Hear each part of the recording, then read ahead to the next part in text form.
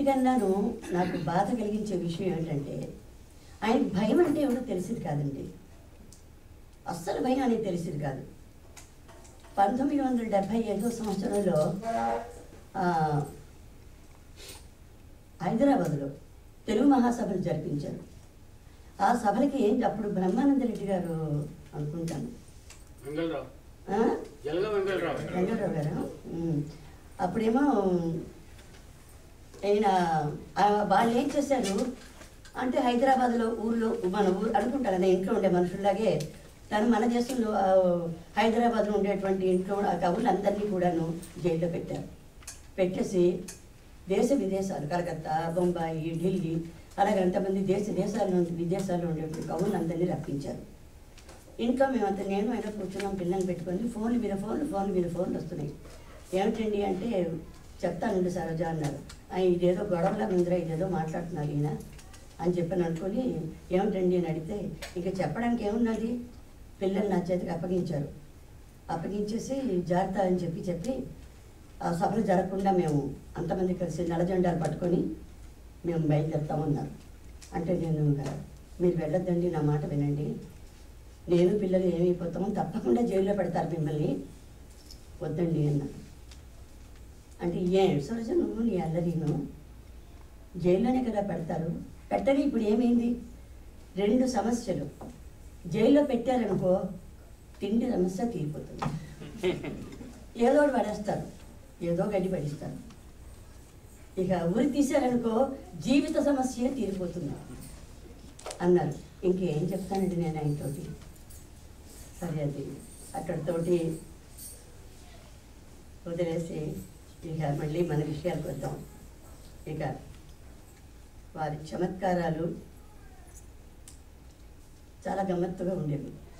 మంచి మూడ్లో ఉన్నప్పుడు రాసేసి వారు ఏం చేస్తున్నారండి, ఏం చేస్తాను ఏదో రాస్తున్నానని. ఓ రోజు సరోజా అని పిలిచారు. అంటే ఏమిటండి అన్నాను. మొరార్జీ దేశాయ్ మీద ఓ 2 లైన్లు రాశాను, వింటావా అన్నారు. అంటే పెద్దవాళ్ళతో మనకి ఎందుకండి గోల అని చెప్పి నేను అన్నాను. కవిత్వం రాయడానికి పెద్దవాళ్ళు చిన్నవాళ్ళు ఏమి సరోజా, ఏదో తోచింది రాశాను, వింటావా అని అడిగారు. సరే చెప్పండి అన్నాను. ఆయన రాసింది ఏమిట్రా అంటే, మూత్రపానము చేసి జీవించుట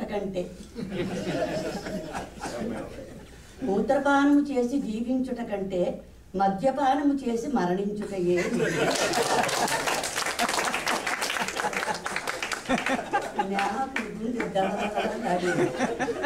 అప్పుడు ఆయన ఢిల్లీలో కేంద్రంలో ఏమిటండి కొంప తీసి దీన్ని మీరు అంటమ్మా ముద్రణకి ఇవ్వరు కదా, రాసింది అందుకే కదా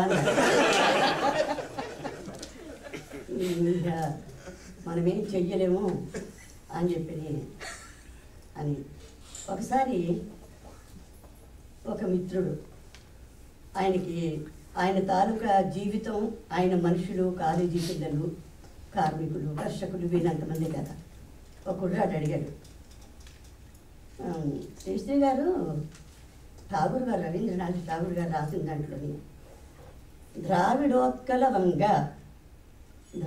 ఆంధ్రోత్కల వంగ అని రాశారు.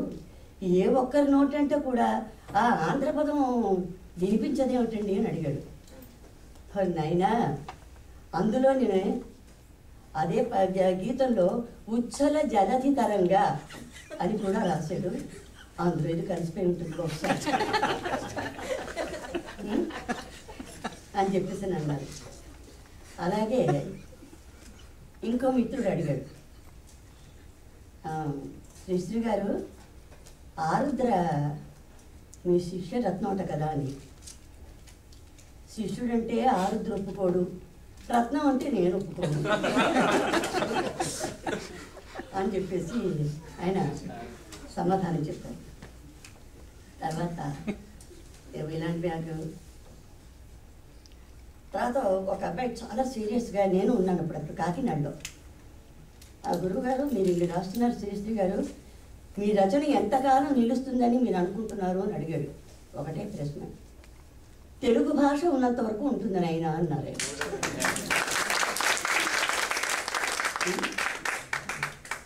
ఇలాగ ఆయన జోకులు చెప్పుకుంటూ వెళ్ళిపోతుంటే చాలా ఉంటాయి. ఒకసారి సీత గారు కూడా వింటున్నారు ఏమంటమ్మా, మన దేవులపల్లి వారు అంటూ ఉంటాం, కృష్ణశాస్త్రి గారు దేవులపల్లి గారు అంటూ ఉంటాను నేను.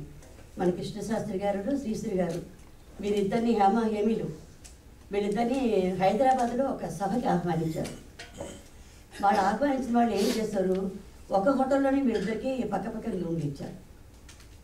ఇస్తుంటే అది చాలా క్లోజ్ కదా, చాలా కృష్ణశాస్త్రి గారికి శ్రీశ్రీ గారు అంటే చాలా ఇష్టము.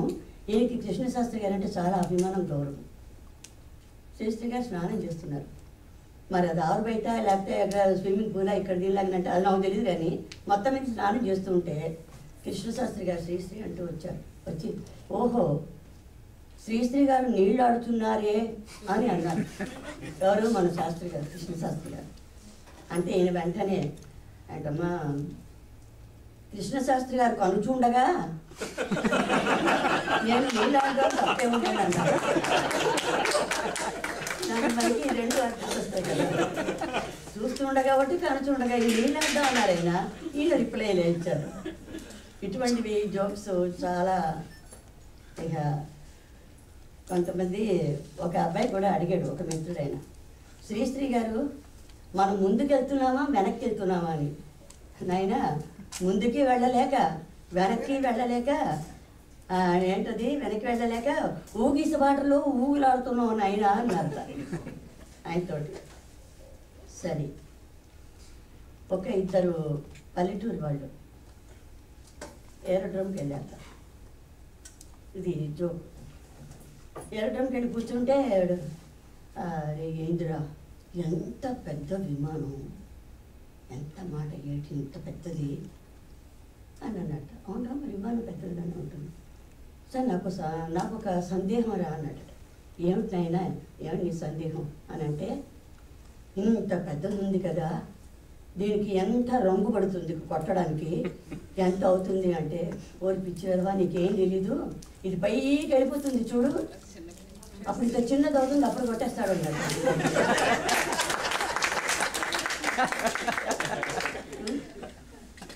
తర్వాత ఇలాగే ఒక శ్రీశ్రీ గారి జోక్ ఇది, నేను కొంచెం చూసి చదువుతాను. ఒక శాస్త్రజ్ఞుడు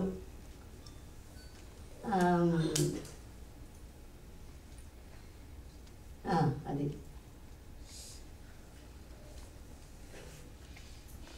ఒక ఖగోళ శాస్త్రజ్ఞుడు ఒక మామూలు శాస్త్రజ్ఞుడితో చెప్తున్నట్ట, 500 కోట్ల సంవత్సరాలు 500 సంవత్సరాల్లో మన భూమిని ఒక గ్రహం ఢీకొని నాశనం అయిపోతుంది అన్నట్ట. అంటే వాడి గుండె జల్లు మందట. ఏమిటి చెప్పండి చెప్పండి అన్నాళ్ళు అన్నారు. 500 కోట్లునైనా ఈ గ్రహంతో మరో గ్రహం ఢీకొని ఇది అయిపోతుందా. అమ్మయ్య బతికించాడు, 5 కోట్ల సంవత్సరాలు అనుకున్నాను అన్నట్టు. అంటే వీడు 5 కోట్ల సంవత్సరాలు బతుకుతాడు. ఇలాంటివి నేను అంతమంది ఇది అవుతుంటుంది. ఇంకా నేను 2 రైల్స్ చదివి, ఆవేశాలకేముంది, ఎవడి బతుకు వాడు బతుకుతున్నాడు. ఇంతకీ ఆవేశాలకేముంది, ఎవడి బతుకు వాడు బతుకుతున్నాడు. ఎంత ఎడంగా ఉన్నా, ఎంత పై భేదాలున్నా, ఎంత స్వాతిశయం పెరిగినా, ఎంత బలం, ఎంత ధనం జనం పెరిగినా, అంతరంగం అట్టడుగున అందరము మానవులమే. సైన్స్ వల్ల సామాన్యుని బ్రతుకు కూడా సౌందర్యమయం కాగల సదుపాయం లభించింది. ఆ సూర్యుడు ఏనాడు, ఈ చంద్రుడు ఈనాడు, అవే నక్షత్రాలు. అయినా కాలం మారింది. ఐక్యం అన్నిటికీ మూలం. పురోగతి ప్రపంచ నీతి, మనదొక్కటే మానవ జాతి. మానవుడిగా మేలుకో నేస్తం, ఏలుకో ఈ విశ్వం సమస్తం, అందులోనే ఉంది సుఖం. నిన్నటి మహాకావ్యం 18 పర్వాలైతే నిన్నటి మహాకావ్యం 18 పర్వాలైతే నేటి మహాకావ్యం 18 పేజీలే. మానవుడిగా మేలుకో నేస్తం, ఏలుకో ఈ విశ్వం సమస్తం. ఇది అదొకటి.